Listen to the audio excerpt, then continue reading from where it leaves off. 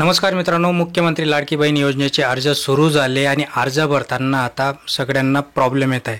मग हेडलाईन तुम्ही वाचलीच असेल की अर्ज करायचा नाही करायचा, कधी करायचा, मग ते ॲप आहे ते ॲप चालेल का नाही चालेल किंवा बंद होईल, या सगळ्या गोष्टी लोकांच्या मनामध्ये आता आहेत। जस्ट रिसेंटली मी सुद्धा फॉर्म भरत होतो, पण फॉर्म भरताना मी ज्यावेळेस त्याच्यामध्ये मोबाईल नंबर टाकला, OTP आला, OTP आल्यानंतर ज्यावेळेस मी नाव ईमेल ID टाकायला गेलो त्यावेळेस तिथे सर्फिंग होते, फक्त बफरिंग होते ते आणि पुढे ते चालत नाही आहे।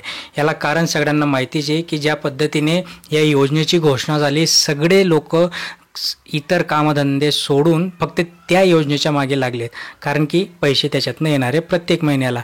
आणि म्हणून सगळेजण आता सेतू केंद्रावर कोणी मोबाईलमध्ये या सगळ्या गोष्टी ट्राय करते आणि म्हणून आता ती जी वेबसाईट आहे ती जाम होते, सर्व्हरवर प्रॉब्लेम येतोय, लोड येतोय आणि म्हणून ह्या फॉर्म तुम्ही आज भरू शकता। जर तुम्हाला तेवढं पेशन्स असतील, तुमच्याकडे तेवढे पेशन्स असतील तर तुम्ही तेवढा वेळ थांबून ते बघून तुम्ही फॉर्म भरू शकता।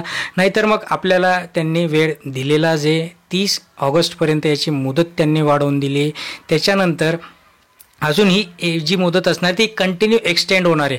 आता ही योजना आली याचा अर्थ असा नाही की फक्त ही 30 ऑगस्ट नंतर बंद पडेल, नाही, त्याच्यानंतर ज्या काही लोकांचं याच्यामध्ये रजिस्ट्रेशन पेंडिंग असेल अशा लोकांसाठी हे ॲप असणार आहे आणि या ॲपमधून आपल्याला ते केव्हाही आपल्या रजिस्ट्रेशन आणि पैसे आपल्याला त्याच्यातनं मिळवून घेता येणार आहे।